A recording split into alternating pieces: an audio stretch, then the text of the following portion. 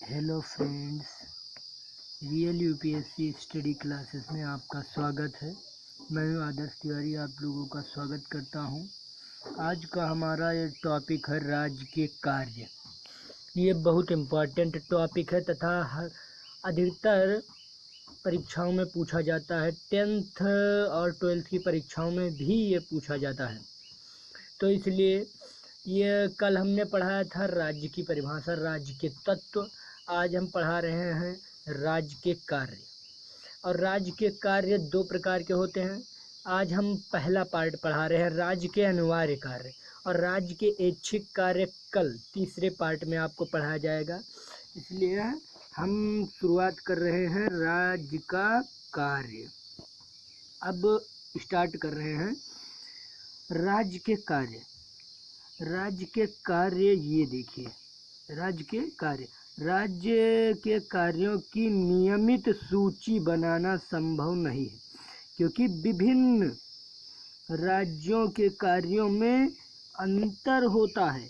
इसकी एक सूची बनाकर कि सभी राज्यों का एक ही कार्य हो, ऐसा नहीं हो सकता, क्योंकि अलग अलग राज्यों के अलग अलग कार्य होते हैं। फिर भी राज्य के कार्यों को दो वर्गों में रखा जाता है। फिर भी हमारे इतिहासकारों ने उसे दो भागों में बांटा, पहला अनिवार्य कार्य, दूसरा ऐच्छिक कार्य।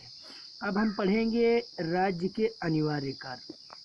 राज्य के अनिवार्य कार्यों से आशय है जिन्हें राज्य सदा से करता आया है। राज्य के अनिवार्य कार्यों से यह आशय है कि जिन्हें राज्य निरंतरता से क्रमगत करते आया है और जिनके पूरा किए बिना उसका अस्तित्व संभव नहीं है। और जिस चीज़ के पूरा किए बिना उसका अस्तित्व ही संभव नहीं, अगर उस चीज़ को नहीं करेगा तो राज्य का अस्तित्व नहीं है। राज्य के अनिवार्य कार्य यही है। और मुख्यतः इसे 6 वर्गों में विभाजित किया गया। कितने? 6 वर्गों में। पहला वर्ग है आंतरिक शक्ति और व्यवस्था। आंतरिक शक्ति और व्यवस्था क्या है? राज्य की आंतरिक शक्ति और व्यवस्था अत्यंत महत्वपूर्ण कार्य है। राज्य पुलिस और सेना की सहायता से समाज में शांति और व्यवस्था का प्रवेश कराता है। राज्य अपराधों का उपद्रव, लूटमार, चोरी, डकैती, विद्रोह आदि को रोकता है। आप लोग समझ सकते हैं कि आंतरिक शक्ति, आंतरिक शांति और व्यवस्था। आंतरिक शांति और व्यवस्था आप लोग ऐसे ही समझ गए होंगे कि आंतरिक शांति और व्यवस्था क्या है। मतलब आंतरिक शांति मतलब अंदर की शांति, और अंदर की शांति कौन करता है? पुलिस और सेना। तो इसीलिए इसे नियुक्त करके अंदर की शांति को बरकरार किया गया है। अब हम देखते हैं इसका दूसरा भाग। जो दूसरा भाग है देश की बाह्य आक्रमणों से रक्षा करना। अब देश के बाहरी अंगों की सुरक्षा, तो आत्मरक्षा प्रत्येक राज्य का प्रमुख कार्य है। भाई अगर हम हैं तो हम अपनी रक्षा प्रमुख समझेंगे, दूसरी चाहे बाद में हो थोड़ा, लेकिन अपनी रक्षा तो प्रमुख होगी ना। कार्य होता है बाह्य आक्रमणों से रक्षा करने के दृष्टि से राज्य शक्तिशाली जल, थल, वायु सेना आदि रखता है। इस प्रकार बाह्य आक्रमण से देश की रक्षा करना राज्य का अत्यंत महत्वपूर्ण कार्य है। देश की बाह्य आक्रमणों से रक्षा करना यह भी एक राज्य का अत्यंत महत्वपूर्ण कार्य है। इसके लिए उसने कुछ सेनाओं को गठित किया, जैसे थल सेना, जल सेना, वायुसेना। इन सेनाओं का इसीलिए गठन हुआ है कि ये देश की बाहरी राज्यों की आक्रमणों से रक्षा कर सके। अब हम तीसरे पार्ट पे बढ़ते हैं, न्याय और दंड की व्यवस्था करना।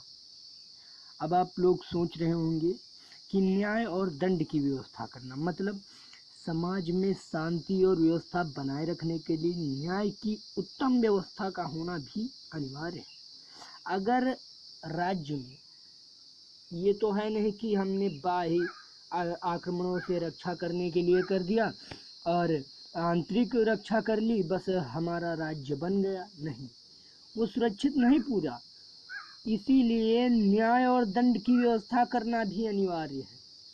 समाज में शांति और व्यवस्था बनाए रखने के लिए न्याय की उत्तम व्यवस्था का होना अनिवार्य है। तो हमारे यहाँ राज्यों में क्या है, सबसे बड़ा हाई कोर्ट, सुप्रीम कोर्ट, ये जो हैं ये इसीलिए गठित किए गए हैं कि ये न्याय कर सके और उन्हें दंड दे सके। दंड देने के लिए पुलिस है उनके, लेकिन न्याय करने के लिए हमारे हाई कोर्ट, सुप्रीम कोर्ट आदि है। इसीलिए न्याय का प्रबंध करना भी राज्य का अनिवार्य कार्य है। न्याय के साथ दंड भी संबद्ध है। न्याय के साथ साथ दंड भी देना संबद्ध है। और वैदेशिक संबंधों का संचालन, अभी ये चौथा पार्ट है, वैदेशिक संबंधों का संचालन। वैदेशिक संबंध क्या हो रहे हैं, आप लोग सोच रहे होंगे ये वैदेशिक संबंध क्या है। वैदेशिक संबंध मतलब विदेशों से संबंध रखना भी एक बहुत महत्वपूर्ण अंग है इसका।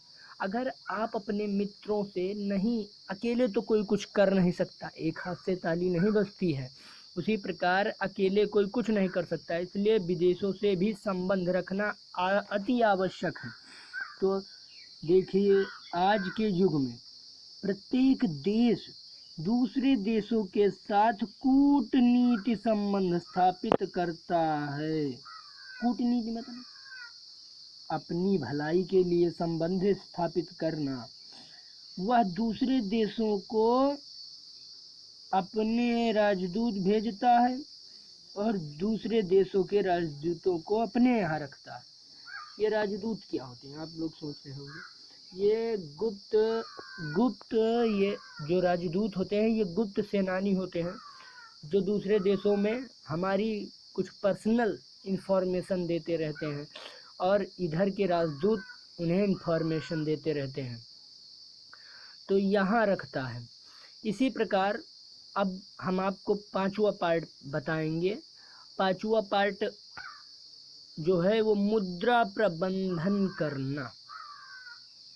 अब भाई ऐसा तो हो नहीं सकता कि हमने ये कर लिया कि हमारी बाहर से रक्षा हो जाए, अंदर से रक्षा हो जाए और हमारे पास न्याय और दंड अधिकारी हो जाए, इन सभी के होने से हमारा पूरा हो गया राज्य। नहीं, बिन पैसे के कुछ नहीं होता। दादा बड़े न भैया, सबसे बड़ी रुपया। इसलिए सबसे इम्पोर्टेंट है मुद्रा प्रबंधन। अब हमें पैसे कहाँ से मिले, तो मुद्रा के द्वारा ही राज्य अपनी आर्थिक नीति को सुनिश्चित करता है और द्वारा ही आंतरिक तथा वैदेशिक व्यापार को प्रोत्साहन मिलता है। अगर मुद्रा होगी तभी तो हमारा आर्थिक विकास होगा। हमारे पास पैसे हैं, हमने कुछ चीज़ खरीदी दूसरे देशों से, उन्हें अपने यहाँ लॉन्च किया, अपने यहाँ सुरक्षा में लगाए। जैसे राफेल को हमने फ्रांस से खरीदा है, राफेल को फ्रांस से खरीदा गया है। अब द्वारा ही आंतरिक तथा वैदेशिक व्यापार को इसी से हमारे आंतरिक तथा वैदेशिक व्यापारों को प्रोत्साहन मिलता है। अंतर्राज्य उचित व प्रगतिशील मुद्रा प्रणाली में व्यवस्थित करता है। इसी तरह जब हम अपने विकास के लिए कुछ चीज़ें खरीदेंगे, कुछ उन्हीं पैसों से बनाएंगे, तभी तो हमारे राज्य का विकास होगा। और कर लगाना, ये है हमारा 6th पार्ट, मतलब 6वां भाग। इसे 6 वर्गों में बांटा गया था। अब कर लगाना एवं वसूल करना, ये एक राजस्व का पैसे अपने आर्थिक स्थिति को सुधारने के लिए ऐसा लागू किया जाता है। ये कर जो होते हैं ये जल पर कर होते हैं, भूमि पर कर होते हैं, जो ट्यूबवेल सरकारी लगती हैं उन पर कर होते हैं। राज्य की आय के अनेक स्रोत होते हैं और इन स्रोतों के संग्रहों में कर संग्रह प्रमुख है। इन स्रोतों के संग्रह में जो कर संग्रह है ये बहुत प्रमुख है। इससे बहुत राजस्व को फायदा हुआ। राज्य करों की रूपरेखा उनका अनुपात तथा दरें निश्चित करती हैं। अनुपात क्यों, कितने अनुपात में कितना ज़्यादा लोग उसका इस्तेमाल कर रहे हैं, यही निश्चित करता है कि हमारे कर या कुछ जो है वो कैसे लगेंगे।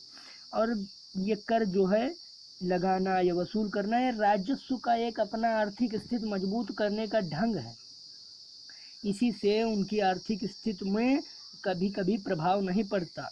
तो अब थैंक्स देखने के लिए हमारे वीडियो को, और इसे लाइक और सब्सक्राइब ज़रूर करें और इसे शेयर से ज़्यादा करें, क्योंकि आपके जो मित्र हैं उन्हें भी पता चले और इसे पढ़ें। ये बहुत इम्पोर्टेंट टॉपिक है।